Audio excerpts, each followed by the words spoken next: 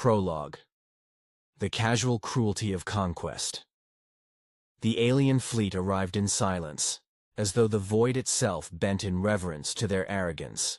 They called themselves the Threx Dominion, lords of thousands of systems, masters of war forged in centuries of blood. When their war banners unfurled above the human colony of Sindarf, no warning was given, no ultimatum spoken.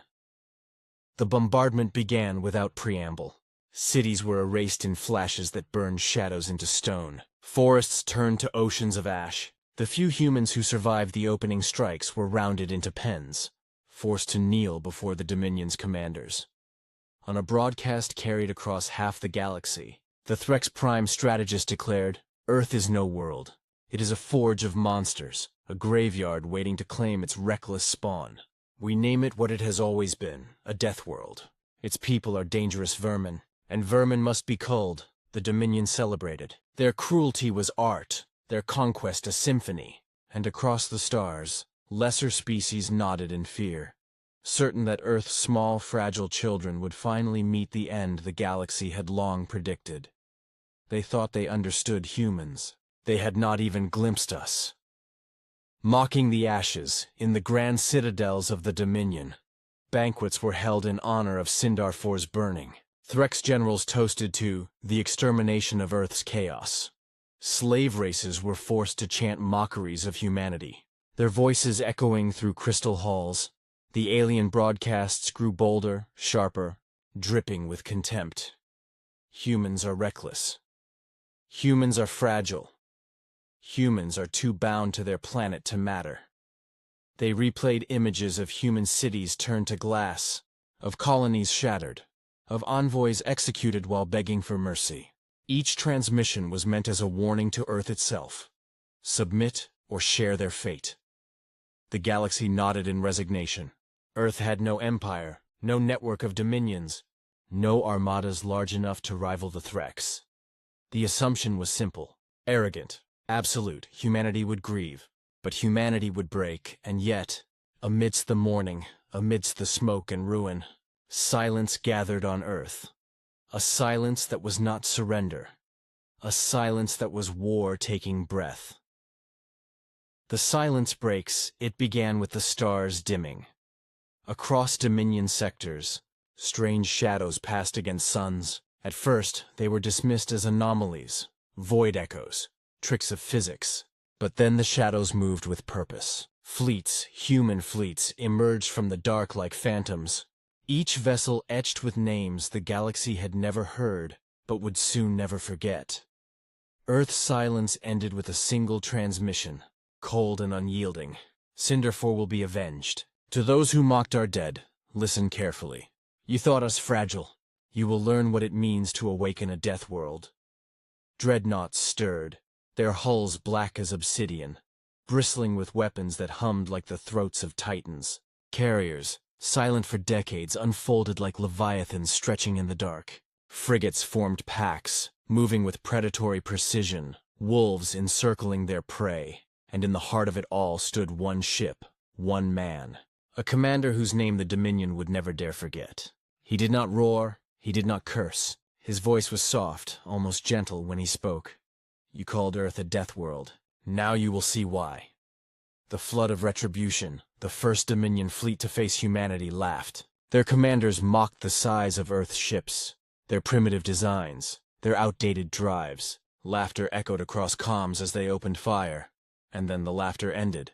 One volley, just one, from the human dreadnought turned the Threx flagship into vapor. The blast cut through shields that had withstood centuries of sieges, tore through armor that entire civilizations had once failed to scratch. The alien fleet faltered. Panic spread like fire through oil, but the humans did not pause.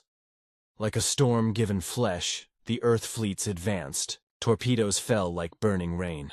Beams carved arcs across the void brighter than any sunrise. Boarding pods struck enemy cruisers, and soldiers, humans bred not for fragility, but for survival, spilled into alien halls like ghosts of vengeance. Every scream, every plea for surrender, was swallowed by the relentless tide. Humanity was not there to negotiate. Humanity was there to end. Armies like storms, The war did not remain in orbit. It descended. On a dozen Threx-held worlds, human dropships split the skies. They fell not as machines, but as meteors, their descent fire visible from horizon to horizon. The ground trembled when they struck. Hatches opened, and soldiers poured out. Silent, armored, merciless. Alien armies rose to meet them, boasting numbers in the millions. They thought humanity could be drowned in sheer scale. But Earth was a death world, and its children had carried that truth into battle. Humans fought like predators unchained, their tactics brutal, adaptive, unrelenting. Every weapon was a lesson in pain, every maneuver a reflection of a species that had evolved through trial and blood. Where alien ranks stood, walls of flame rose. Where alien banners flew, silence followed. Entire continents fell in hours, and the galaxy, watching from the safety of distance, whispered in horror, "This is not war. This is extermination." Suns blotted out. The climax came when Earth unleashed its true arsenal. Not ships, not armies, but annihilation itself. Across Dominion strongholds, human fleets arranged themselves in eerie geometric silence. Then they fired in unison, stars dimmed as if smothered by vast shadows. Entire fleets were erased before they could turn. Moons shattered into rivers of fire. Shield worlds, once considered impregnable, cracked open like eggshells under the hammer of human wrath. Each strike was surgical.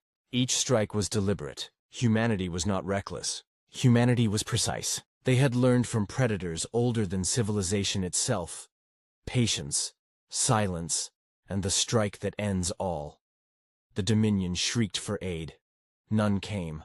Allies who had cheered their conquest now sealed their borders, terrified to be noticed by Earth's gaze. The Threx Empire, mighty and eternal, burned, and humanity did not falter. The whisper of dread. Then, as suddenly as it had begun, the storm ended. Human fleets vanished into the void as if swallowed by shadow. Their soldiers withdrew, leaving behind only silence and ruin. No declaration of victory, no treaty offered, only the echo of vengeance. On ruined worlds, survivors crawled from ash to whisper their horror. They had mocked Earth. They had declared it a death world. Now they believed it. And yet, one truth burned deeper than any scar. It had taken only one human to ignite the fire, one voice to call vengeance, one will to show the galaxy what Earth truly was. The galaxy learned in that silence a lesson that would haunt generations. Never provoke Earth again. Their patience is vast, but their vengeance is infinite. Epilogue: The Death World's Children. In the centuries that followed, the Threx Dominion became a name spoken only in fear. Where their empire had once stretched, silence and ruin remained. And Earth? Earth returned to its silence. But that silence was no longer mistaken for weakness. It was respected, feared, worshipped in hushed tones. Other species, once arrogant, now crossed themselves with trembling hands when Earth was spoken of. And when they saw a lone human, just one, they remembered. A Death World's child needs no army to inspire terror. One human was enough to make the galaxy rethink everything.